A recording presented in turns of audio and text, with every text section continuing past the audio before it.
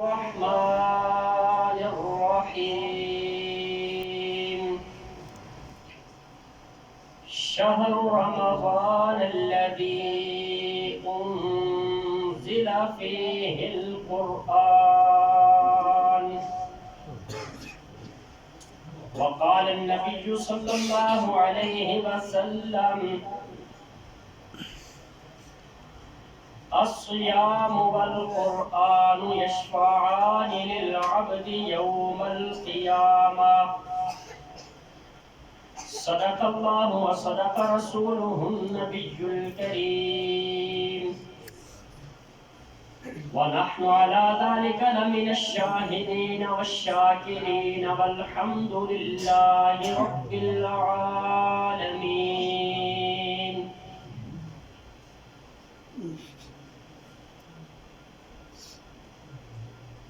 کونین کی تخلیق کا مولا تو سبب ہے،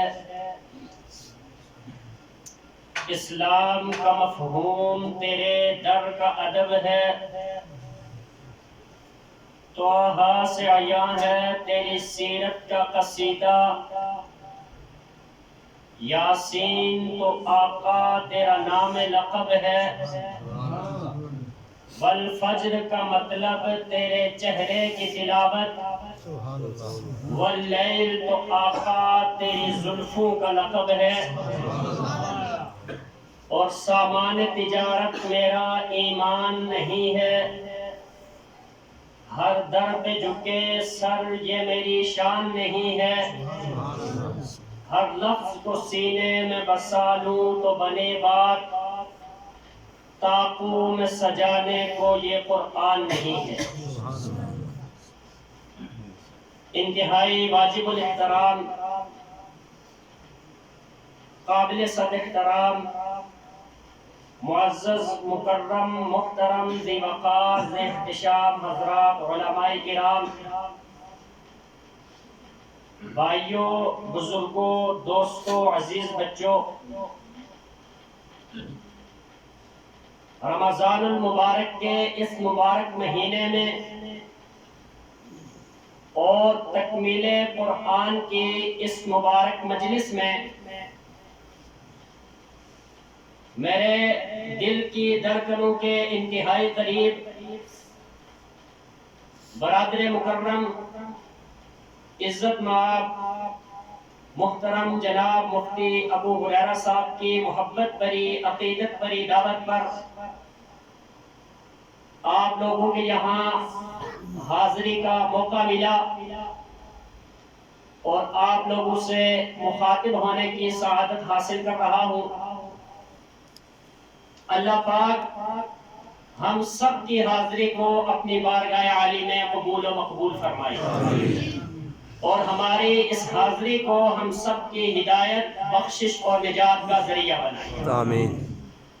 گفتگو کے آغاز میں کیونکہ میرے سامنے مسجد کے حال میں بچے، نوجوان، بوڑھے، سفید ریش، علماء کرام سب موجود ہیں، اگر کوئی شخص ہم سے سوال کرے کہ آپ لوگ رات کے اس وقت میں جو آرام کا وقت ہے اپنے آرام کو قربان کر کے، اپنی راحت کو قربان کر کے، اپنی نیند کو قربان کر کے اپنے گھر کو چھوڑ کر مسجد میں کیوں آئے ہو، تو یقیناً ہم سب یہ جواب دیں گے کہ ہمارے دل میں اللہ اور اللہ کے رسول کی اور اللہ کی کتاب کی محبت ہے، جس نے ہمیں رات کے اس پہر میں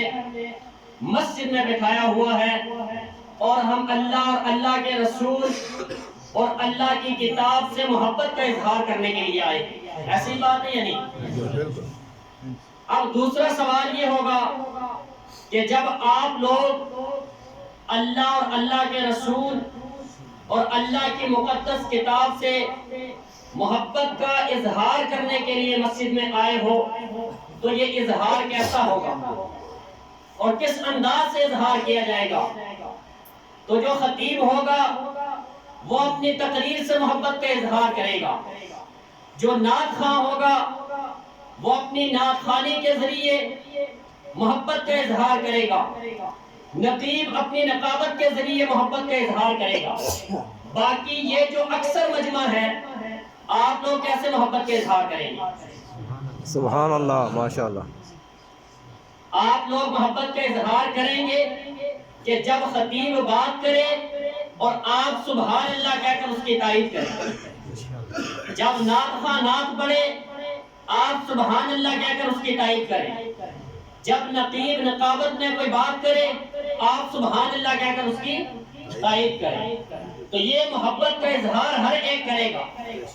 تو ایک مرتبہ سارے حضرات، بچے، نوجوان، بوڑھے، علماء کرام، سارے جتنی آپ لوگوں کے دل میں اللہ اور اللہ کے رسول کی اور اللہ کی کتاب کی محبت ہے، اتنے زور سے سبحان اللہ. سبحان اللہ. اور یہ ذوق گفتگو کے آخر تک برقرار رہنا چاہیے. جب تک میں سمجھوں گا کہ آپ لوگ میری بات کو سمجھ رہے ہیں اور آپ لوگ محبت کا اظہار کر رہے ہیں، اس وقت تک گفتگو جاری رہے گی. جو ہی میں سمجھوں گا کہ آپ لوگ تھک چکے ہیں اور آپ کی محبت کا اظہار ٹھنڈا پڑ چکا ہے، تو میں گفتگو کو وہیں پر ختم کرتا ہوں. تو ایک مرتبہ پھر سارے حضرات محبت کے ساتھ کہیں سبحان اللہ. سبحان اللہ. اور جو آخر تک گفتگو کو سننا چاہتے ہیں ایک دفعہ ہاتھ کھڑا کرتے ہیں. جزاک اللہ. آپ گزارش یہ ہے کہ گفتگو کے دوران کسی نے بھی اپنی جگہ سے اٹھنا نہیں ہے. توجہ سے بات سنیں گے تو بات انشاءاللہ سمجھ آئے گی.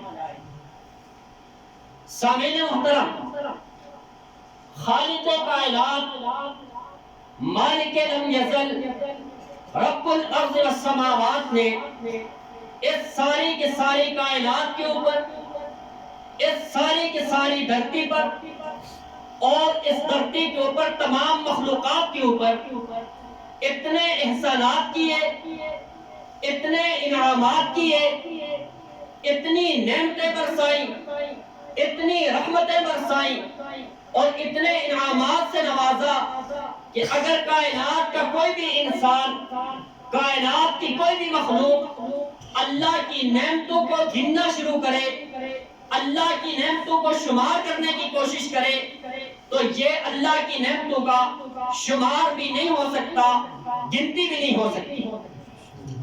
پھر ان نعمتوں کو اللہ تعالیٰ نے تمام مخلوقات سے خاص کر کے انسانوں کو عطا فرمائی ہے کہ جو انعامات اللہ نے انسانوں کے اوپر کیے، کائنات کی کسی دوسری مخلوق پر اللہ نے وہ احسان نہیں کیے. پھر انسانوں میں سے بھی اللہ نے انسانوں کو ممتاز کیا. انسانوں میں سے وہ انسان جو مسلمان ہوئے، جو صاحب ایمان ہوئے، جنہوں نے وقت کے نبی کی دعوت کو مانا، وقت کے نبی کے اوپر ایمان لے کے آئے، اللہ نے ان کے اوپر جو احسان کیے وہ احسان باقی انسانوں پر نہیں کیے. پھر مسلمانوں میں، پھر صاحب ایمان لوگوں میں، پھر اہل ایمان میں اللہ تعالیٰ نے اپنے آخر الزمان نبی جناب محمد رسول اللہ صلی اللہ علیہ وسلم کی امت کے اوپر جو احسانات کیے، جو انعامات کیے، جو نعمتوں کی موسلا دار بارش برسائی اور جو نوازشیں کی اور جو رحمتیں برسائی، وہ کائنات کی کسی اور صاحب ایمان کے اوپر نہیں برسائی. اگر ان انعامات کو گننا شروع کیا جائے تو ان کی گنتی نہیں ہو سکتی. اللہ کا کتنا بڑا انعام اور احسان ہے اس امت کے اوپر کہ اس سے پہلے جو امتیں تھیں، اس سے پہلے جو نبیوں کی امتیں اور جو پہلے اقوام تھیں، وہ ایک گناہ کرتی تھی، ایک جرم کرتی تھی، ایک معصیت کے اندر مبتلا ہوتی تھی، ایک نافرمانی میں مبتلا ہوتی تھی. اللہ کا عذاب آ جاتا ہے، اللہ کی پکڑ آ جاتی ہے، اللہ کی طرف سے مواخذہ آ جاتا ہے. قوم نوح ایک گناہ کے اندر مبتلا ہوئی، طوفان نوح آ گیا. قوم لوط ایک گناہ کے اندر مبتلا ہوئی، اللہ نے زمینوں سے اٹھایا، آسمانوں تک لے کر ان کو پھر زمین کے ساتھ پٹک کے رکھ دیا. قوم شعیب ایک گناہ کے اندر مبتلا ہوئی, اللہ نے ان کے اوپر چیخ کا عذاب بھیج کر ان کو نیست و نابود کر دیا. قوم موسیٰ ایک گناہ کے اندر مبتلا ہوئی, اللہ نے ان کی شکلوں کو مسخ کر کے بندر اور خنزیر بنا دیا. یہ اللہ کا کتنا بڑا احسان ہے اور نبی صلی اللہ علیہ وسلم کی کتنی بڑی نسبت ہے. آج ہم وہ سارے گناہ کرتے ہیں. آج اللہ کے نبی صلی اللہ علیہ وسلم کی یہ امت بت پرستی کے اندر بھی مبتلا ہے, ہم جن پرستی کے اندر بھی مبتلا ہے, ناپ تول کے اندر کمی پیشی بھی کرتی ہے, دیگر گناہوں کے اندر بھی مبتلا ہے, لیکن مجموعی طور پر اس امت پر عذاب نہیں آتا. تو وجہ یہ ہے کہ یہ امت امام الانبیاء جناب محمد رسول اللہ کی امت ہے. یہ انعام اس امت کے اوپر کم ہے کہ اس امت کا نمازی دن اور رات میں 5 نمازیں پڑھتا ہے تو اللہ اجر 50 نمازوں کا عطا کرتے ہیں. سبحان اللہ لیجیے. تو عرض کر رہا تھا حضور صلی اللہ علیہ وسلم کی نسبت سے, حضور صلی اللہ علیہ وسلم سے تعلق کی وجہ سے, حضور صلی اللہ علیہ وسلم کی امت میں ہونے کی وجہ سے, حضور صلی اللہ علیہ وسلم سے ہمارا روحانی رشتہ ہونے کی وجہ سے اللہ نے اس امت کے اوپر جو انعامات کیے, جو احسانات کیے, وہ کسی اور امت کے اوپر نہیں کیے. 2 انعامات ایسے ہیں کہ جن کا کوئی وزن کرنا چاہے, جن کو کوئی تولنا چاہے, اور جن کی فضائل کا, خصوصیات کا, مناقب کا کوئی احاطہ کرنا چاہے تو ممکن نہیں ہے. ان 2 انعامات میں سے پہلا انعام رمضان المبارک ہے اور دوسرا انعام قرآن مجید. سبحان اللہ. رمضان المبارک اللہ کی طرف سے اس امت کو جس شان کے ساتھ, جس عظمت کے ساتھ اور جن خصوصیات کے ساتھ اللہ نے عطا کیا, اس سے پہلے کسی امت کو نہیں ملا. روزے پہلی امتوں پر بھی فرض کیے گئے, لیکن رمضان اللہ نے جس شان کے ساتھ اس امت کو دیا, اس سے پہلے کسی امت کو ایسے نہیں ملا. کیا شان ہے اس امت کی اور کیا شان ہے رمضان کی کہ اللہ تعالیٰ نے اعلان کیا اِنَّا أَنزَلْنَاهُ فِي لَيْلَةِ الْقَدْرِ وَمَا أَدْرَاكَ مَا لَيْلَةُ الْقَدْرِ. اللہ نے اس امت کو رمضان دیا اور رمضان میں ایک رات ایسی دی کہ اس امت کا مومن, اس امت کا مسلمان, اس امت کا ادنا امتی اس رات کے اندر عبادت کرتا ہے. اللہ اعلان کرتے ہیں لیلۃ القدر خیر من الف شہر, وہ ایک رات 1000 مہینوں سے افضل ہے. کیا شان ہے رمضان المبارک کی کہ اللہ اعلان کرتے ہیں شہر رمضان الذی انزل فیہ القرآن. رمضان وہ مہینہ ہے جس کے اندر اللہ نے قرآن کو نازل فرمایا ہے.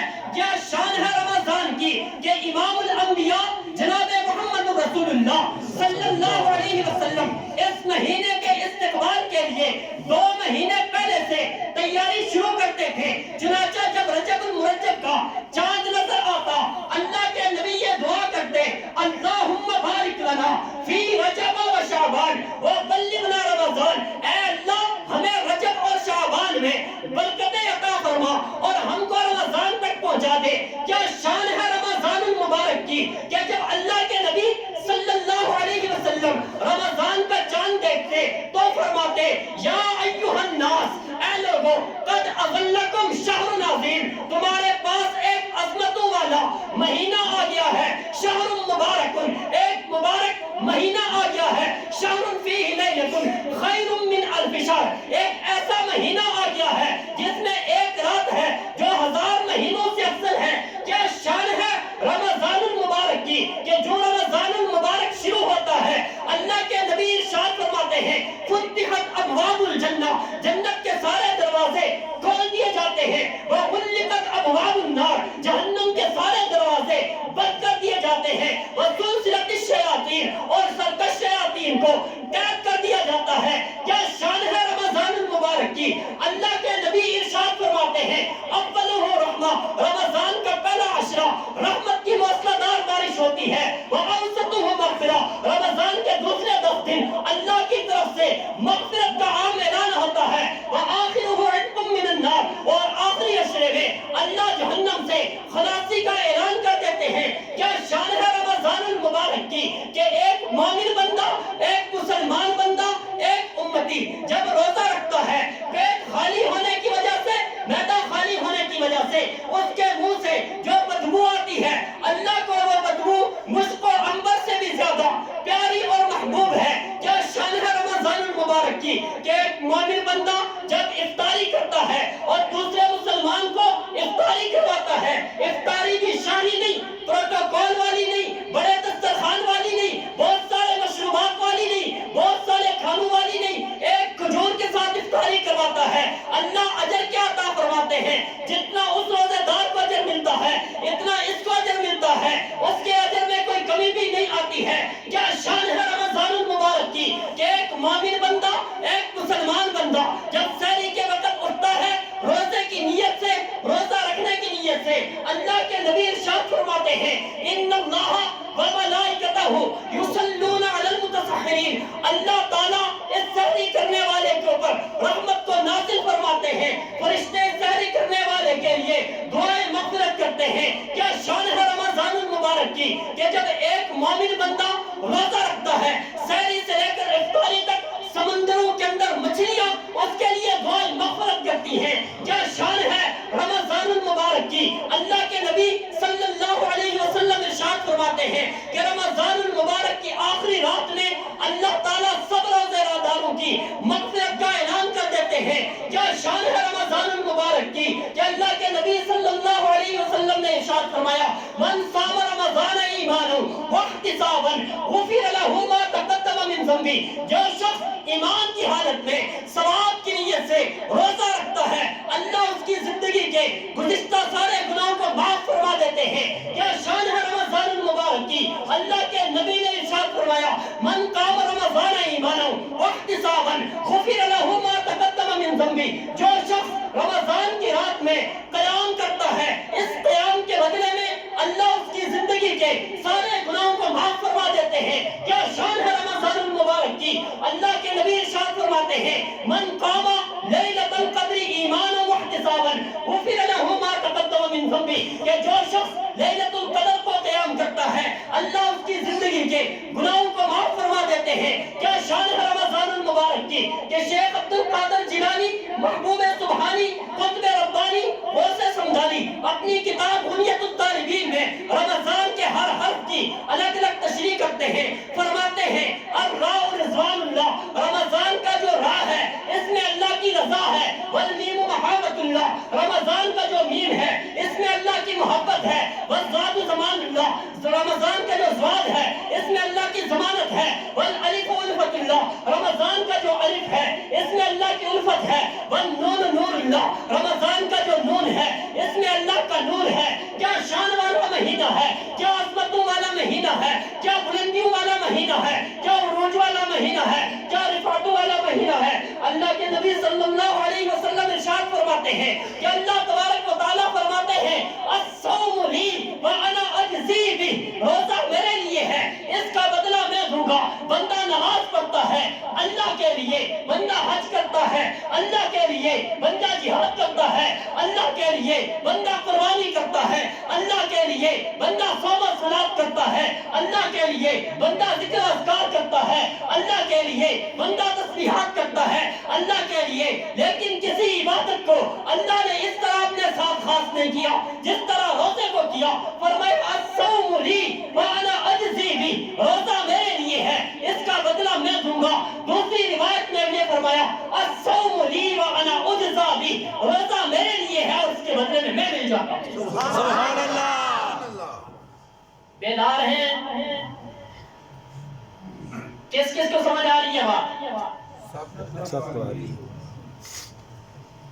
کیا فرمایا الصوم لی وانا اجزا بہ، روزہ میرے لیے ہے اور اس کا بدلہ کون ہے؟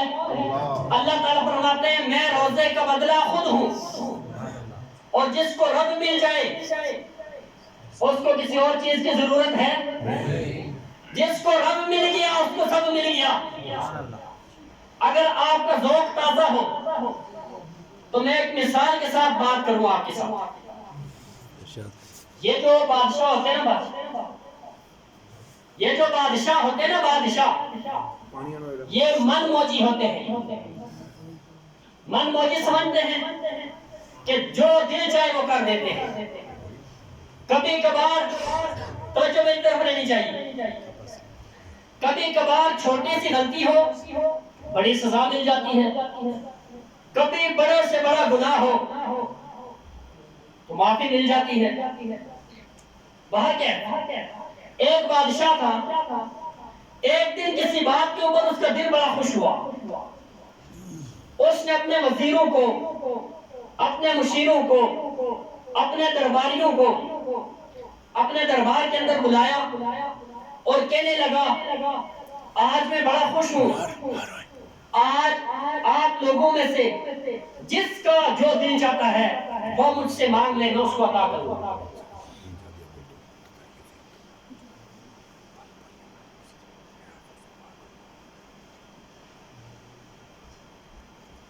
آج جس کا جو دل چاہتا ہے وہ مجھ سے مانگے، میں دینے کے لیے تیار ہوں۔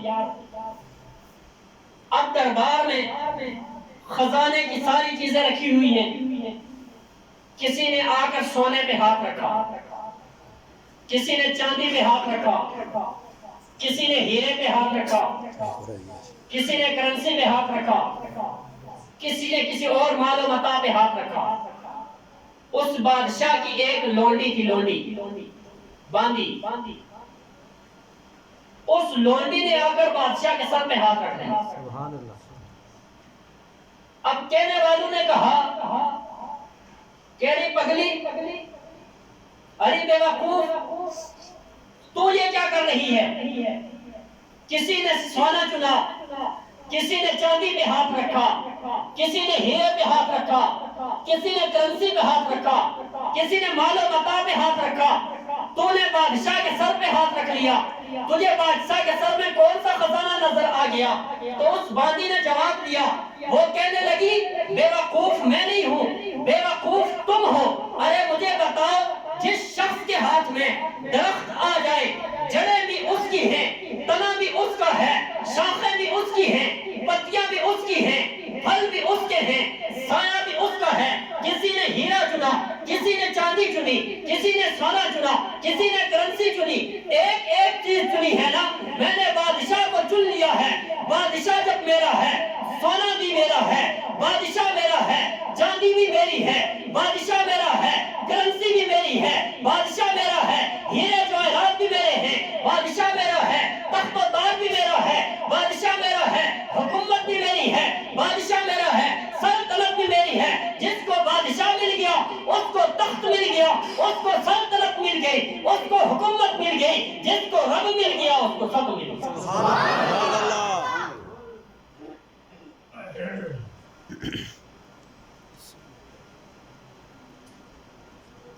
الصوم لی وانا اجزی بہ، روزہ میرے لیے ہے اور اس کا بدلہ میں ہوں۔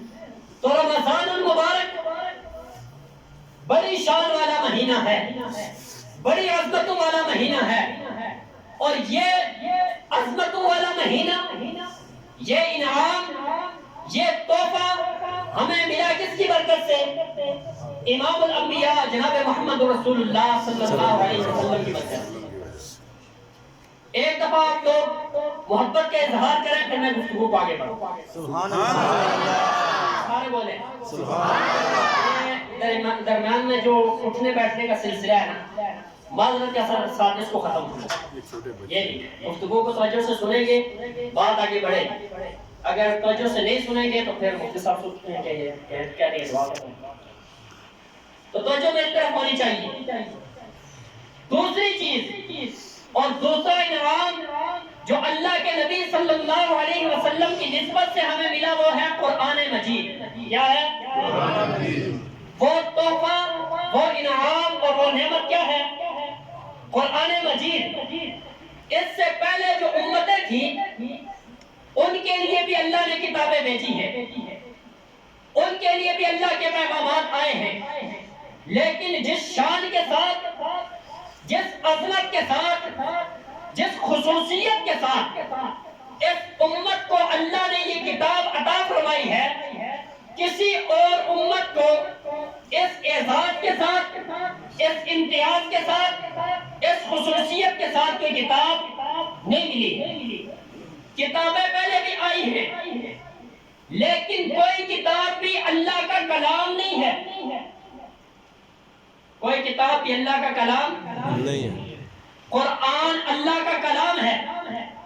امام الانبیاء جناب محمد رسول اللہ صلی اللہ علیہ وسلم نے ارشاد فرمایا، ان اللہ تعالی قرأ طٰہٰ و یاسین قبل ان يخلق السماوات والارض بألف عام، فلما سمعت الملائکة القرآن طوبى لأمة ينزل هذا عليها وطوبى لأجواف تحمل هذا وطوبى لألسنة تتكلم بهذا۔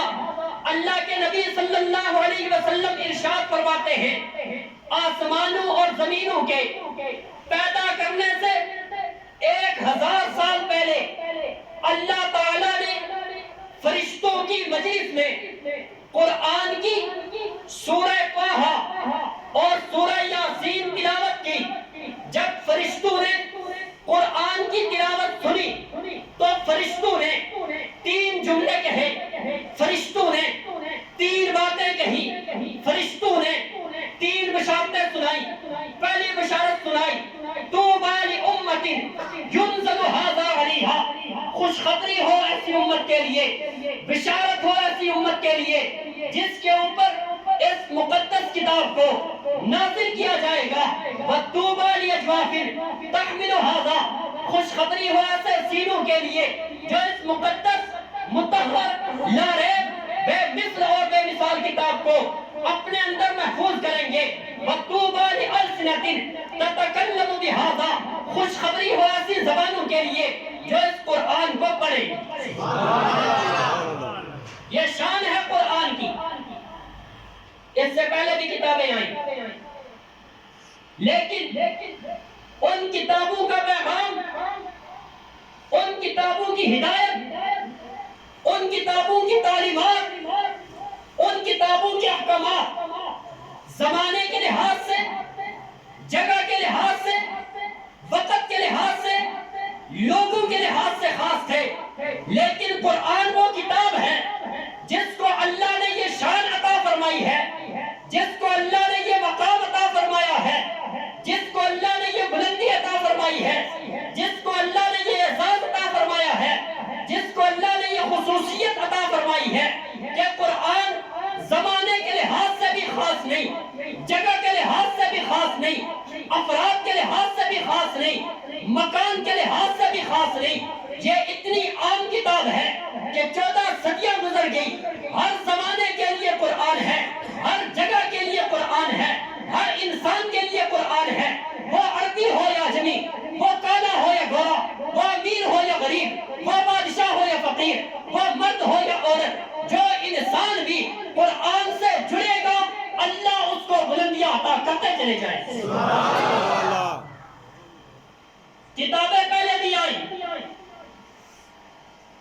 لیکن ان کی تعلیمات وہ ایک موضوع کے ساتھ خاص ہے، توجہ میری طرف رہنی چاہیے۔ کسی کتاب کے اندر عقائد ہیں تو عبادات نہیں، کسی میں اللہ کی حمد و ثنا ہے تو عقائد نہیں، کسی میں اخلاقیات کا باب ہے تو عبادات نہیں۔ قرآن وہ کتاب ہے جو اتنی جامع ترین کتاب ہے کہ اس میں عقائد بھی ہیں، اس میں عبادات بھی ہیں، اس میں معاملات بھی ہیں، اس میں اخلاقیات بھی ہیں، اس میں معاشرت بھی ہے، اس میں معیشت بھی ہے، اس میں توحید بھی ہے، اس میں رسالت بھی ہے، اس میں فرشتوں کے ابواب بھی ہیں، اس میں فرشتوں کا ذکر بھی ہے، اس میں آخرت کا ذکر بھی ہے، اس میں نماز بھی ہے، اس میں روزہ بھی ہے، اس میں حج بھی ہے، اس میں زکوٰۃ بھی ہے۔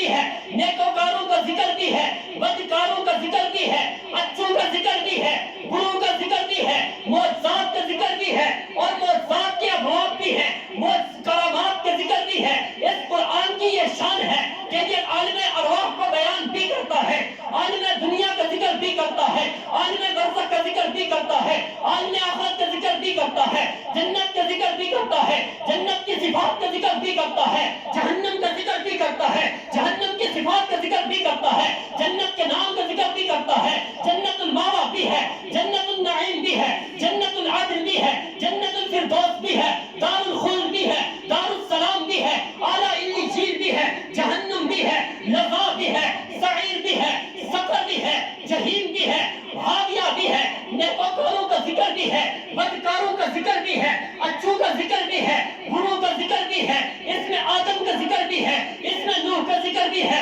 اس میں ابراہیم کا ذکر بھی ہے، اس میں موسیٰ کا ذکر بھی ہے، اس میں حضرت ہارون کا ذکر بھی ہے، اس میں حضرت یوسف کا ذکر بھی ہے، انبیاء کے واقعات بھی ہے، انبیاء کی شان بھی ہے۔ یہ میرے نبی کی شان کو بیان بھی کرتا ہے اور اس انداز سے بیان کرتا چلا جاتا ہے کہ جو سوال قرآن سے اٹھاتے چلے جاؤ یہ جواب دیتا چلا جاتا ہے۔ جب میرے نبی کی نبوت کا ذکر عالم ارواح کے اندر آیا تو قرآن بولا وَإِذْ أَخَذَ اللَّهُ مِيثَاقَ النَّبِيِّينَ لَمَا آتَيْتُكُم مِّن كِتَابٍ وَحِكْمَةٍ ثُمَّ جَاءَكُمْ رَسُولٌ مُّصَدِّقٌ لِّمَا مَعَكُمْ لَتُؤْمِنُنَّ بِهِ وَلَتَنصُرُنَّهُ۔ جب میرے نبی کی نبوت کا ذکر آیا تو قرآن بولا یا ایھا النبی۔ جب میرے نبی کی رسالت کا ذکر آیا تو قرآن بولا یا ایھا الرسول۔ جب میرے نبی کی ختم نبوت کا ذکر آیا تو قرآن بولا ما کان محمد ابا احد من رجالکم ولکن رسول اللہ وخاتم النبیین۔ جب میرے نبی کی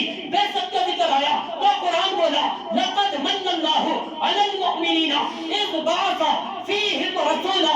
جب میرے نبی کی نماز کا ذکر آیا تو قرآن بولا قل ان صلاتی ونسکی ومحیای ومماتی للہ رب العالمین۔ جب میرے نبی کے معراج کا ذکر آیا تو معراج کے سفر کے دو حصے ہیں، ایک حصہ بیت اللہ سے بیت المقدس تک ہے، قرآن اس کو بیان کرتا ہے سبحان الذی اسریٰ بعبدہ لیلا من المسجد الحرام الی المسجد الاقصی۔ معراج کے سفر کا دوسرا حصہ بیت المقدس سے عرش معلیٰ تک ہے، قرآن بیان کرتا ہے عند سدرۃ المنتہی عندہا جنت المأویٰ۔ جب میرے نبی کی مشقت کا ذکر آیا تو قرآن بولا طٰہٰ ما انزلنا علیک القرآن لتشقیٰ۔ جب میرے نبی کی رحمت کا ذکر آیا تو قرآن بولا وما ارسلناک الا رحمۃ للعالمین۔ جب میرے نبی کے مقام محمود کا ذکر آیا تو قرآن بولا عسیٰ ان یبعثک ربک مقام محمودا۔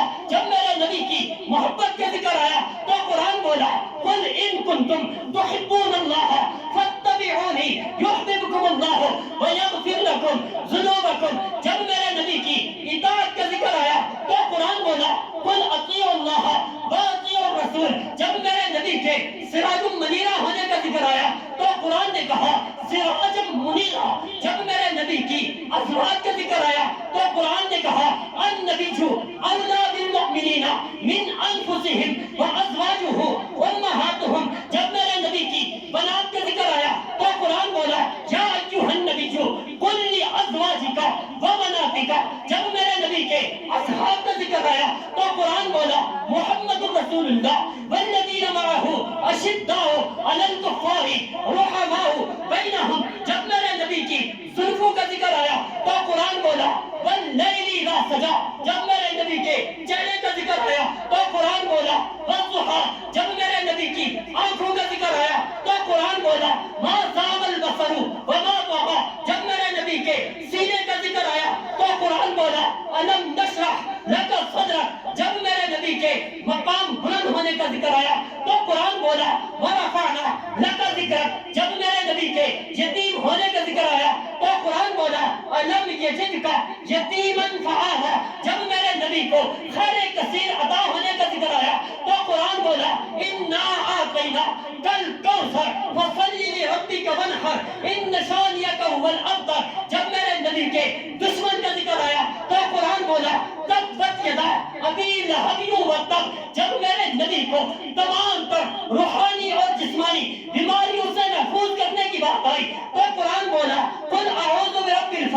من شر ما خلق ومن شر غاسق اذا وقب ومن شر النفاثات في العقد ومن شر حاسد اذا حسد قل اعوذ برب الناس ملك الناس اله الناس من شر الوسواس الخناس الذي يوسوس في صدور الناس من الجنة والناس. جب قرآن کو کھولتا ہوں قرآن کے سینے پہ قرآن کے چہرے پہ میرے پیغمبر کی سیرت بھی نظر آتی ہے میرے پیغمبر کی صورت بھی نظر آتی ہے تو پھر میں کیوں نہ کہوں قرآن کھولتا ہوں تو یوں کہتا ہوں آقا قرآن کی سیرت پہ آقا تیری سیرت تیری صورت کا عنوان نظر آیا ماں زاں ہے آنکھیں تو بل فجر ہے چہرہ قرآن کے چہرے پر قرآن نظر آیا.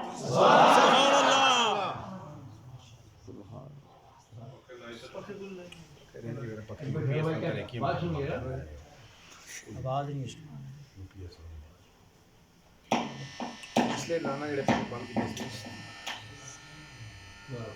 اگلے بند کر سٹ نو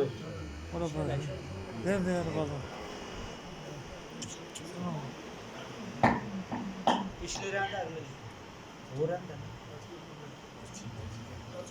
ٹھیک ہے. بات سمجھ آ رہی ہے ہاتھ کھڑا کریں جو تھک گئے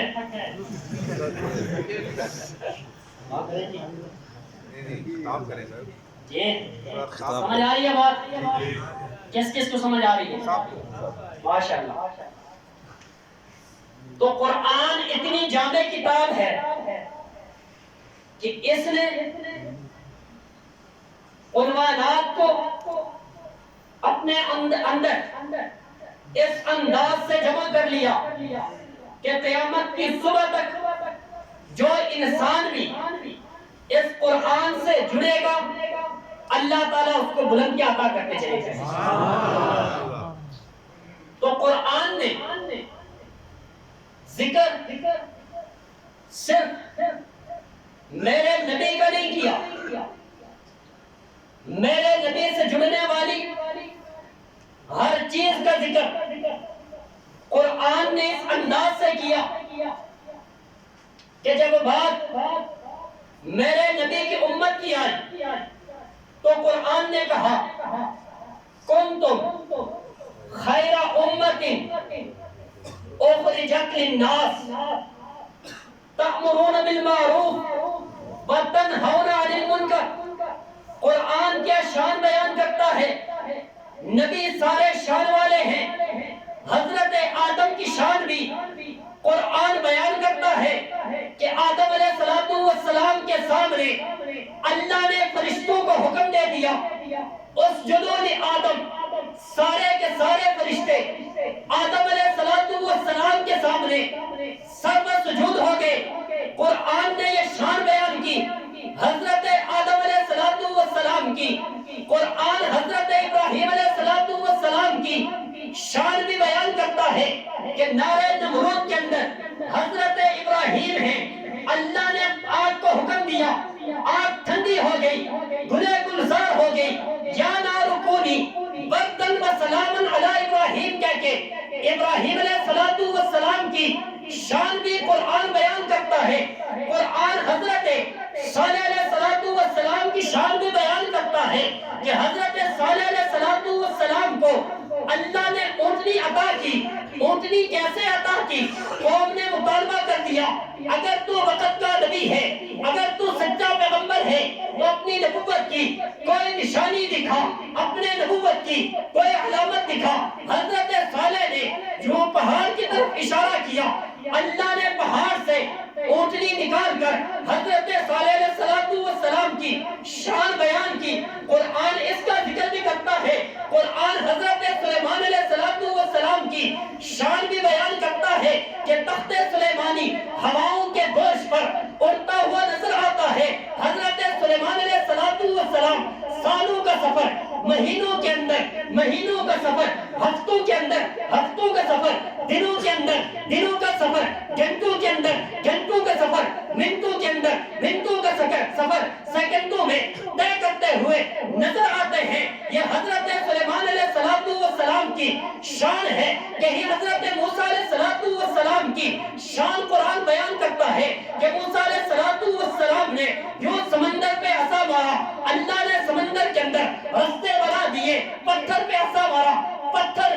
کیا، عصا پھینکا، اللہ نے اس عصا کو سانپ بنا دیا جو جادوگروں کے سارے سانپوں کو لمحے بھر میں نکل گیا۔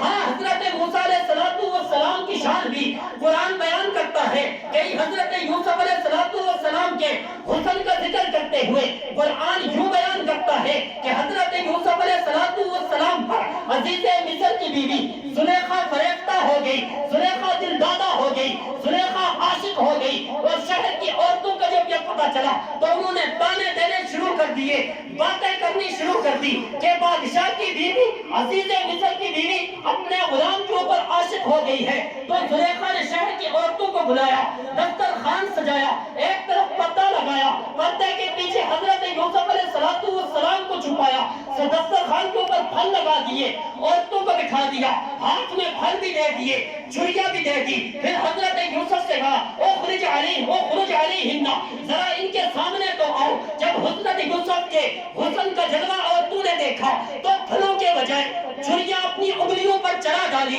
ہاتھوں پر چلا ڈالی۔ قرآن کہتا ہے قطعنا ایدیہن، حسن یوسف کو دیکھ کر وہ اس قدر مدہوش ہوئی کہ انہوں نے پھلوں کے بجائے اپنے ہاتھ کاٹ ڈالے۔ قرآن یہ شان بیان کرتا ہے، لیکن جب قرآن میرے نبی کی شان بیان کرتا ہے تو اس انداز سے بیان کرتا ہے کہ باقی نبیوں کا ذکر دنیا کے اندر آنے کے بعد ہوا ہے، میرا نبی ابھی دنیا میں آیا نہیں ہے، ابھی زمین و آسمان کو وجود نہیں ملا ہے، ابھی ستاروں کو جگمگاہٹ نہیں ملی ہے، ابھی چاند کو تابانیاں نہیں ملی ہیں، ابھی سورج کو روشنی نہیں ملی ہے، ابھی پرندوں کو چہچہاٹ نہیں ملی ہے، ابھی پہاڑوں کو مضبوطیاں نہیں ملی ہے، ابھی دن کو اجالے نہیں ملے ہیں، ابھی رات کو تاریکی نہیں ملی ہے، ابھی پھولوں کو خوشبوئیں نہیں ملی ہیں، ابھی کلیوں کو مہکیں نہیں ملی ہیں، ابھی حضرت آدم علیہ السلام کی فصاحت کی بات نہیں ہے۔ اس سے پہلے قرآن میرے نبی کی شان بیان کرتا ہے وَإِذْ أَخَذَ اللَّهُ مِيثَاقَ النَّبِيِّينَ لَمَا آتَيْتُكُم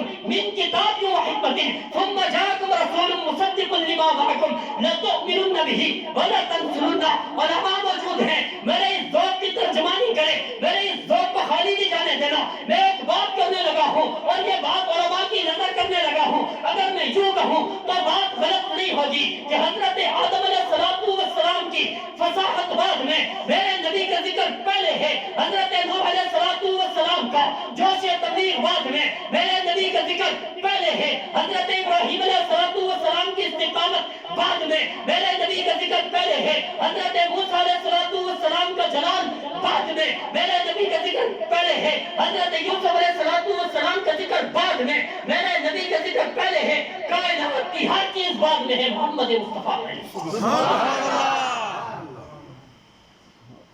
تو ذکر کیا اس امت کا کہ میرے نبی کو ملنے والی ہر چیز کیا ہے؟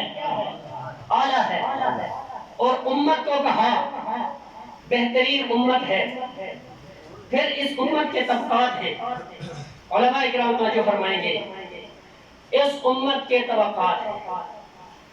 ایک طبقہ وہ ہے جس کو اللہ نے اپنے نبی کی معیت کے لیے، اپنے نبی کی رفاقت کے لیے، اپنے نبی کا ساتھ دینے کے لیے، اپنے نبی کے ساتھ چلنے کے لیے، اپنے نبی کا معاون بنانے کے لیے چنا، اور امت کے اس طبقے کو صحابہ کرام کہتے ہیں۔ اور امت کا دوسرا طبقہ وہ ہے جو اس مقدس جماعت کے نقش قدم پر، اس مقدس جماعت کے بتائے ہوئے راستے پر، اس مقدس جماعت کی محبت کے ساتھ، اس مقدس جماعت کے ساتھ، عقیدت کے ساتھ چلتا ہے، اور امت کے اس دوسرے طبقے کو غلامان صحابہ کہتے ہیں۔ یہ جو پہلا طبقہ ہے یہ اللہ کا انتخاب ہے۔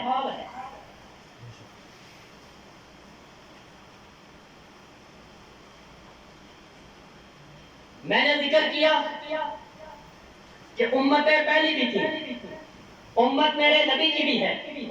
حضرت موسیٰ کے اصحاب کا ذکر قرآن کرتا ہے کہ حضرت موسیٰ علیہ السلام کو اللہ نے حکم دیا کہ قوم عمالقہ سے جہاد کرنا ہے۔ موسیٰ علیہ السلام نے قوم کو جمع کیا، قوم کے لوگوں کو کہا کہ اس قوم سے ہم نے جہاد کرنا ہے، لڑائی کرنی ہے، مقابلہ کرنا ہے، قتال کرنا ہے۔ وہ قوم من و سلوہ کھانے والی، وہ قوم جس پر اللہ نے نعمتوں کی برسات کی تھی، وہ قوم جواب دینے لگی، اذهب انت وربک فقاتلا انا ہاہنا قاعدون۔ اے موسیٰ اگر لڑنا ہے، اے موسیٰ اگر مقابلہ کرنا ہے، اے موسیٰ اگر لڑائی کرنی ہے، اے موسیٰ اگر جہاد کرنا ہے تو یہ تیرا کام ہے، تیرے رب کا کام ہے، ہم تو یہاں بیٹھے ہوئے ہم نہیں کر سکتے۔ دوسری طرف میرے نبی کے اصحاب ہیں جو افرادی قوت میں تھوڑے ہیں، جو تعداد میں تھوڑے ہیں، جو افرادی قوت میں تھوڑے ہیں، اسلحہ کم ہے، اونٹ کم ہے، تلواریں کم ہیں، گھوڑے کم ہیں، سامنے 1000 کا لشکر ہے۔ میرے نبی نے مشورہ لیا، حضرت سعد بن عبادہ، حضرت مقداد کھڑے ہو گئے اور کہنے لگے، اے اللہ کے رسول آپ ہمیں قوم موسیٰ کی طرح نہیں سمجھنا، ہم آپ کے سامنے بھی لڑیں گے، آپ کے دائیں بھی لڑیں گے، آپ کے بائیں بھی لڑیں گے، آپ کے پیچھے بھی لڑیں گے، ہر کافروں کا مقابلہ کریں گے۔ پھر چشمے فلک نے دیکھا یہ اصحاب پیغمبر میدان میں اترے، لڑے، مقابلہ کیا، جہاد ایک میدان میں نہیں کیا، چاہے بدر ہو تب، چاہے احد ہو تب، چاہے حنین ہو تب، چاہے تبوک ہو تب، چاہے یرموک ہو تب، چاہے خیبر ہو تب، انہوں نے جانوں کے نذرانے پیش کر دیے۔ یہ تیل کے کھولتے ہوئے گراہوں کے اندر کود گئے، پیغمبر کی محبت میں بچوں کو یتیم کروا دیا، پیغمبر کی محبت میں بیویوں کو بیوہ کروا دیا، پیغمبر کی محبت میں گھر بار چھوڑ دیا، پیغمبر کی محبت میں سب کچھ قربان کر دیا۔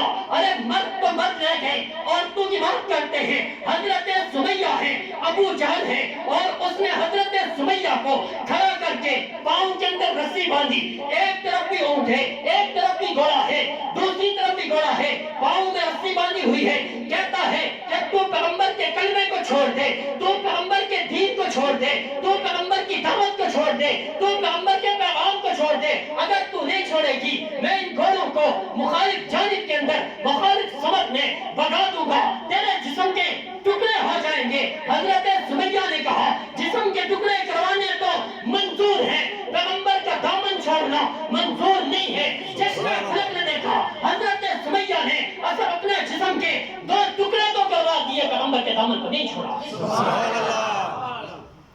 یہ وہ لوگ ہیں جن کو اللہ نے اپنے نبی کی معیت کے لیے، اپنے نبی کے یارانے کے لیے، اپنے نبی کی دوستی کے لیے چنا ہے۔ اور اس جماعت کے بارے میں اللہ کے نبی نے کیا کہا؟ بس آخری 5 منٹ میں گفتگو ہے، میں بات کو ختم کر رہا ہوں، توجہ سے سماعت کریں۔ اللہ کے نبی نے کیا کہا؟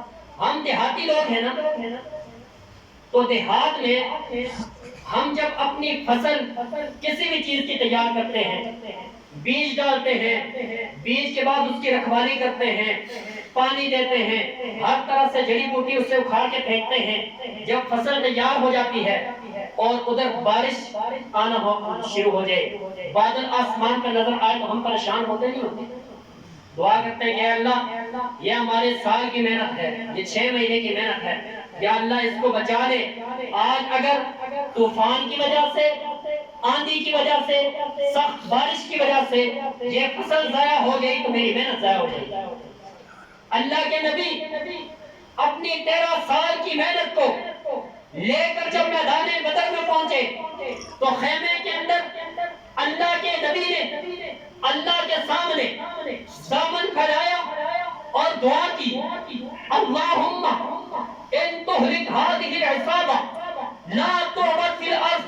اے اللہ یہ میری 13 سال کی کمائی ہے، اے اللہ یہ میری 13 سال کی محنت ہے، اے اللہ یہ میری 13 سال کی جمع پونجی ہے، اگر آج کے دن یہ ہلاک ہو جائیں گے تو قیامت کی صبح تک اس کرۂ ارض پر، اس زمین پر اس دھرتی پر کوئی شخص تیرا نام لینے والا، کوئی شخص تجھے سجدہ کرنے والا، کوئی شخص تیری عبادت کرنے والا باقی نہیں بچے گا۔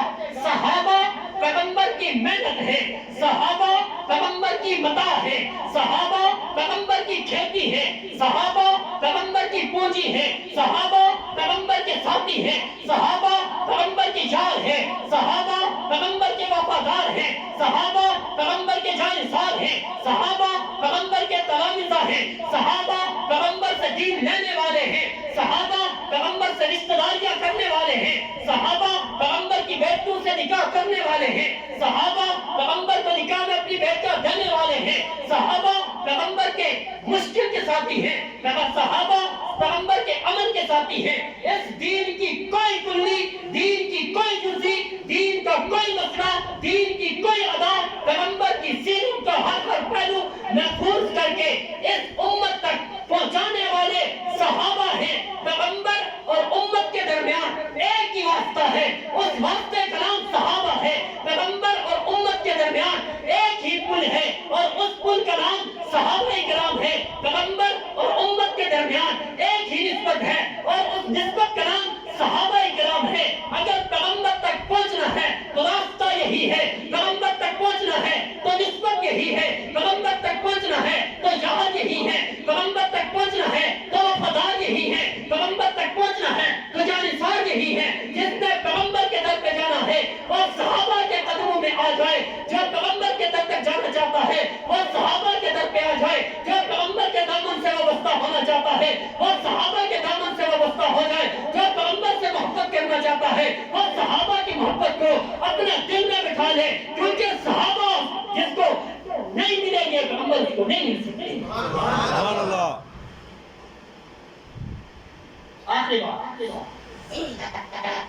قرآن مجید نے پیغمبر سے منسوب ہر چیز کی شان بیان کی ہے، اور جس انداز سے قرآن نے صحابہ کی شان بیان کی ہے، اللہ اکبر، کیا شان ہے صحابہ کی۔ ہم قرآن پڑھتے ہیں تو قرآن میں ذکر صحابہ کا ہے، ہمارے سینے میں قرآن ہے، قرآن کے سینے میں صحابہ ہے۔ کیا شان ہے صحابہ کی کہ قرآن صحابہ کے سینے میں، صحابہ قرآن کے سینے میں، قرآن صحابہ کے سینے کو روشن کرتا ہے، صحابہ قرآن کے سینے کو روشن کرتے ہیں۔ قرآن صحابہ والا ہے، صحابہ قرآن والے ہیں، قرآن صحابہ کے سینوں میں چمکتا ہے، صحابہ قرآن کے سینے میں چمکتے ہیں۔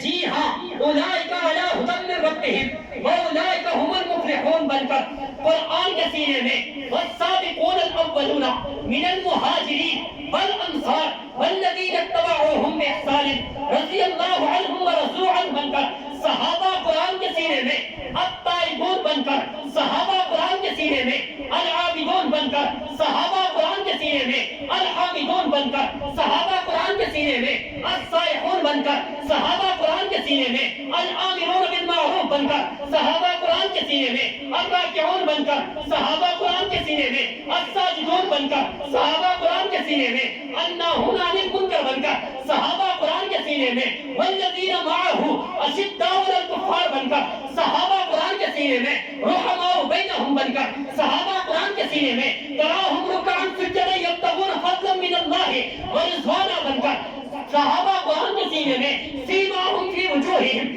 من اثر السجود بن کر، صحابہ قرآن کے سینے میں اولئک ھم المفلحون بن کر، صحابہ قرآن کے سینے میں اولئک ھم الفائزون بن کر، صحابہ قرآن کے سینے میں اولئک ھم الراشدون بن کر، صحابہ قرآن کے سینے میں اولئک ھم المؤمنون حقا بن کر، صحابہ قرآن کے سینے میں التائبون بن کر، صحابہ قرآن کے سینے میں اولئک ھم الصادقون بن کر، صحابہ قرآن کے سینے میں وَكُلًّا وَعَدَ اللَّهُ الْحُسْنَىٰ بن کر، صحابہ قرآن کے سینے میں اولئک ھم المؤمنون حقا بن کر، صحابہ قرآن کے سینے میں اولئک حزب اللہ بن کر، صحابہ قرآن کے سینے میں، جی ہاں، صحابہ کے سینوں کو قرآن نور کرتا ہے، قرآن کے سینے میں صحابہ چمکتے نظر آتے ہیں۔ سبحان اللہ۔ تو قرآن والے وہ ہیں جو صحابہ والے ہیں، اور صحابہ والے وہ ہیں جو قرآن والے ہیں قیامت کی صبح تک جو شخص قرآن سے اپنی نسبت قائم کرنا چاہتا ہے اس کو صحابہ کے در میں آنا پڑے گا۔ اور آخری بات کرنا چاہتا ہوں، پرفتن پر آشوب دور ہے، طرح طرح کے فتنے ہیں، لوگ دین کے اوپر مختلف طریقوں سے، مختلف راستوں سے، مختلف انداز سے حملہ کرنا چاہتے ہیں۔ اور آپ کو پتا ہے کہ جب کسی قیمتی عمارت پر، بینک کی مثال لے لیں، بینک پر کوئی حملہ کرنا چاہتا ہے، بینک کے اندر سے کوئی چوری کرنا چاہتا ہے، تو وہ پہلے اٹیک کس پہ کرے گا؟ بینک کے چوکیدار پر، کیونکہ اس کو پتہ ہے یہ دفاع کرتا ہے۔ دین کی جو عمارت ہے اس کے چوکیدار صحابہ ہیں۔ جب تک صحابہ کے اوپر کوئی انگلی نہیں اٹھائے گا دین کی عمارت کو متاثر نہیں کر سکتے۔ ڈائریکٹ کوئی قرآن کا انکار نہیں کرے گا، ڈائریکٹ امام الانبیاء جناب محمد رسول اللہ صلی اللہ علیہ وسلم کا کوئی انکار نہیں کرے گا، دین کی کسی بنیاد کا کوئی انکار نہیں کرے گا۔ لوگ صحابہ کی شخصیات کو متاثر بنانے کی کوشش کرتے ہیں، جب صحابہ متاثر ہو گئے تو دین پہ اٹیک کرنا آسان ہو گیا۔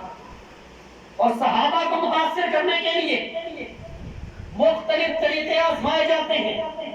ایک طریقہ یہ ہے کہ تاریخ کی فلاں کتاب نے فلاں صحابی کے بارے میں یہ لکھا، فلاں مورخ نے فلاں صحابی کے بارے میں یہ لکھا، فلاں مصنف نے فلاں صحابی کے بارے میں یہ لکھا، طبری نے یہ لکھ دیا، ابن اثیر نے یہ لکھ دیا، ابن کثیر نے یہ لکھ دیا، طبرانی نے یہ لکھ دیا، ابن خلدون نے یہ لکھ دیا۔